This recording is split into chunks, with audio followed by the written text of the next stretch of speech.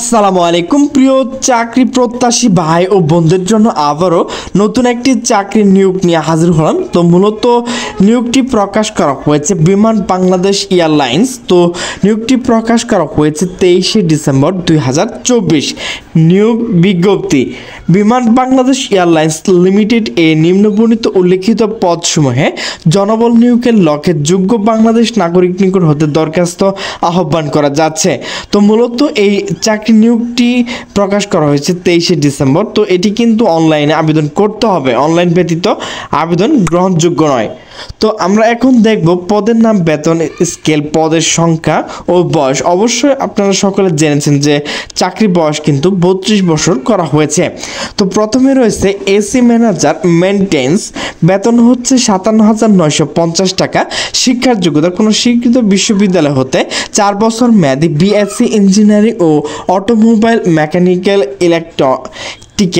Electronics industrial বিষয়ে কিন্তু আপনাকে শিক্ষার যোগ্যতা থাকতে হবে। তো এখানে কিন্তু অনেকগুলো রয়েছে, তো এগুলো কিন্তু আপনারা ভালোভাবে দেখে নেবেন। তো এখানে কিন্তু 5 জন লোক নেওয়া হবে। এরপর হচ্ছে এসি ম্যানেজার প্ল্যানিং, তো বেতন হচ্ছে 57,950 টাকা। এখানে কিন্তু 1 জন লোক নেওয়া হবে।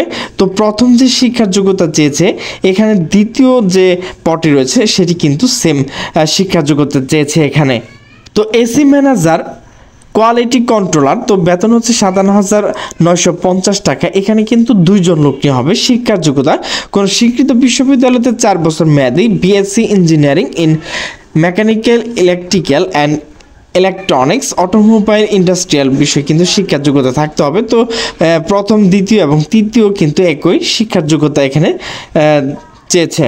তো এরপর হচ্ছে টেকনিক্যাল ওয়ার্কশপ অ্যাসিস্ট্যান্ট, তো বেতন হচ্ছে 38,400 টাকা। এখানে কিন্তু 5 জন লোক নেওয়া হবে। তো শিক্ষার যোগ্যতা হচ্ছে এসএসসি অথবা সমান পরীক্ষায় কমপক্ষে 3.00 পেতে হবে। এরপর হচ্ছে অ্যাসিস্ট্যান্ট অ্যাডমিট অ্যাসিস্ট্যান্ট, তো বেতন হচ্ছে 30,230 টাকা। অবশ্য প্রার্থীকে এখানে শিক্ষার যোগ্যতা হচ্ছে স্নাতক ডিগ্রি, অবশ্যই সিজিপিএ থাকতে হবে 2.8 পেতে হবে। এসএসসি ও এইচএসসি অথবা কমপক্ষে 3 পয়েন্ট। তো আপনার যে এসএসসি এবং এইচএসসি রয়েছে এখানে কিন্তু 3.00 পেতে হবে, নাহলে কিন্তু এই পদে আপনি আবেদনটি করতে পারবেন না। তো এই পদে কতজন লোক নেওয়া হবে? তো এই পদে কিন্তু মোট 33 জন লোক নেওয়া হবে।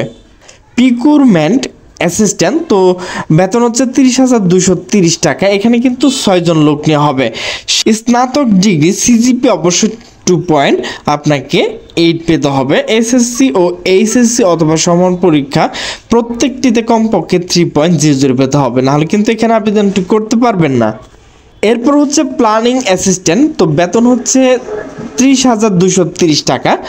অনুমোদিত বিশ্ববিদ্যালয় হতে বিএসসি অনার্স পদার্থবিজ্ঞান, ফজিলত পদার্থবিজ্ঞান, গণিত, পরিসংখ্যান, অর্থনীতি ডিগ্রিধারী হতে হবে, নাহলে কিন্তু এখানে আপনি আবেদনটি করতে পারবেন না। তো এখানে কিন্তু 1 জন লোক নেওয়া হবে। এরপর হচ্ছে জুনিয়র পেইন্টার, তো এখানে বেতন হচ্ছে 26,590 টাকা। এখানে কিন্তু 1 জন লোক নেওয়া হবে। শিক্ষার যোগ্যতা ন্যূনতম এইচএসসি অথবা সমান পরীক্ষা উত্তীর্ণ হতে হবে। এরপর হচ্ছে জুনিয়র মেকানিক্যাল টাওয়ার, তো এখানে কিন্তু অবশ্যই আপনাকে এসএসসি বা সমান পরীক্ষা উত্তীর্ণ হতে হবে। এখানে কিন্তু 1 জন লোক নেওয়া হবে।